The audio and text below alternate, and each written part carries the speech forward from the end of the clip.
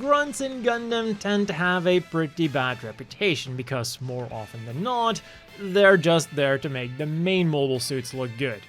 But sometimes a mass-produced grunt can prove to be an incredible threat, and today we're going over 5 of those. Brought to you by NordVPN, the premier proxy service that can help you dodge all kinds of annoying region locks and also adds an extra layer of security to your online browsing. And by using the code kkrt, you'll not just get a sweet discount, but you'll also be directly supporting the channel. So, we're starting all the way back with Double Zeta Gundam, a series where the main mobile suits are already very overpowered, so for a grunt to be overpowered, it must have been quite the thing.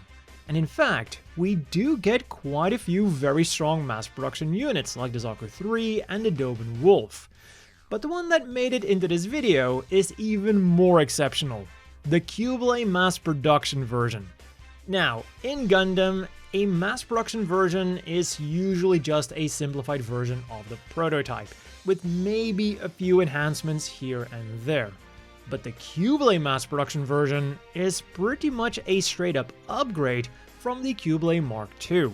The basic frame remained mostly the same, with just some minor overhauls to the armor, but it got significantly more weapons. It kept the beam sabers, which doubled as beam guns, but it could carry 30 funnels instead of 10, and it got a pair of beam cannons on the backpack. The only downside was that these weapons did give the mass production type a lower acceleration, but I don't see that as too much of a problem, especially not when you've got multiple sets of 30 funnels to defend yourself.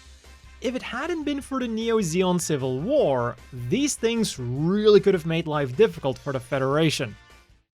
Moving into the 90s then, we get a machine that managed to do exactly that. The Virgo. An AI-equipped killing machine that combined the best aspects of the prototypes that it was based on. From the V8, it got a powerful beam cannon that was even capable of damaging these seemingly impervious Gundams, and from the Mercurius, it got the Planet Defensor System. A defense system where an electromagnetic barrier would be generated by little flying discs. Each Virgo had only 4 of these, stored on the left shoulder, but the planet defensors of several Virgos could be combined to form an even bigger and stronger barrier. And for even more defense, its armor was made out of Gundanium alloy, which by the definition of a Gundam in the After Colony era, would make the Virgo a Gundam. Their only downside was that they didn't have any close combat weapons, nor did their AI programming have any sophisticated close combat algorithms. A problem that was solved with its successor, the Virgo II.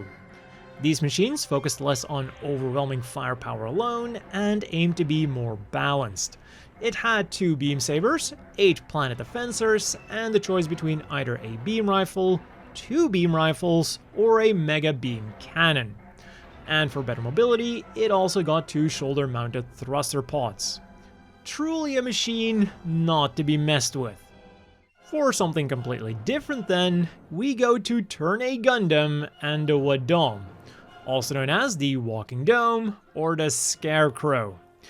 And this last one was a very apt nickname because one of the goals of the Wodom was psychological warfare.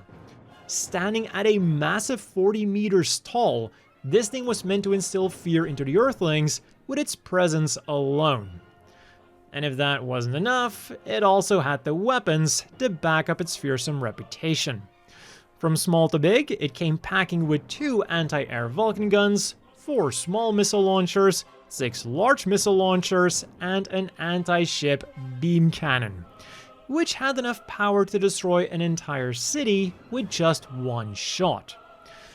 And to really put things into perspective, this alien-like machine was mostly fighting against an enemy with the technological know-how of the Industrial Revolution. So, yeah, good luck. Which is also what I would say when facing our next mass production mobile suit, the Jinx and its many descendants. In Gundam 00, the Gundams were able to reign supreme thanks to a number of reasons, and a big one was the GN drive system. This system was much more powerful than the generators of traditional mobile suits, and in turn allowed for the Gundams to completely outclass them in every single metric. As a result, Celestial Being was absolutely terrified at the idea of the GN drive technology getting leaked. But leak it did, and mass-produced it was, along with a new mobile suit to put them in, the Jinx. To say that this was a monumental change would be an understatement, because as soon as the Jinxes were deployed, the Gundams would suffer their first ever defeat on the battlefield, marking a very big shift. The Gundams were no longer something to be feared, and the already somewhat obsolete non-GN drive mobile suits would become increasingly obsolete. Although, because of how difficult it was to manufacture those GN drives, even the knockoff GN drive TOWs, the Federation was never able to completely phase out non-GN drive mobile suits in favor of their high-performance Jinx variants like the GN-XII and the GN-XIII.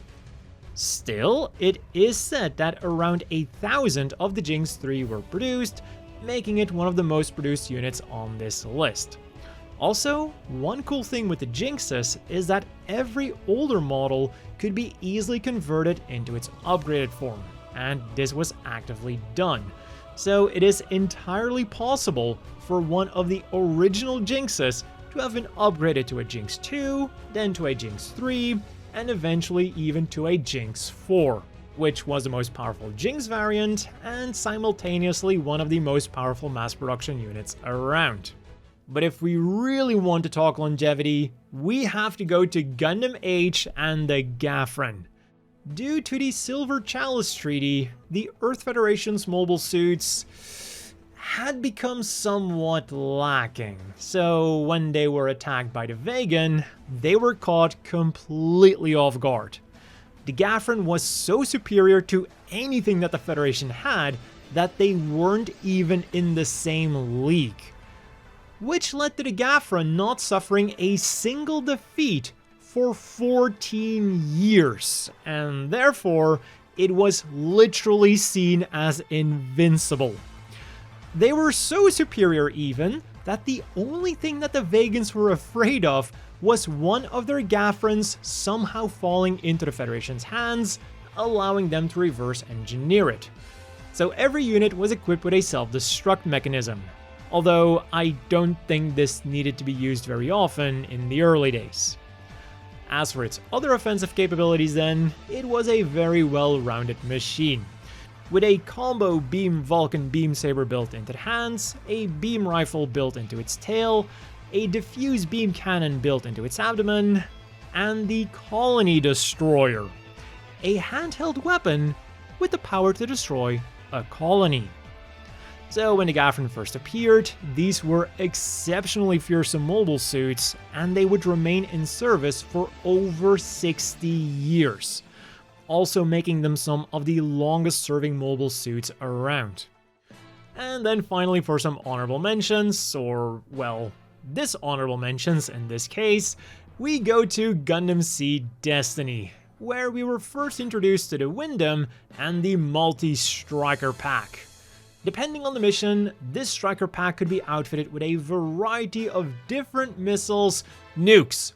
This pack was used for launching nukes, immediately making the Windam one of the most powerful machines out there, in theory. Because the only thing that was stronger than the Alliance's desire to nuke everything into oblivion was Zaft's desire to not get nuked into oblivion. Quite understandably. And the second Destiny machine that I wanted to give a mention is the Destroy Gundam.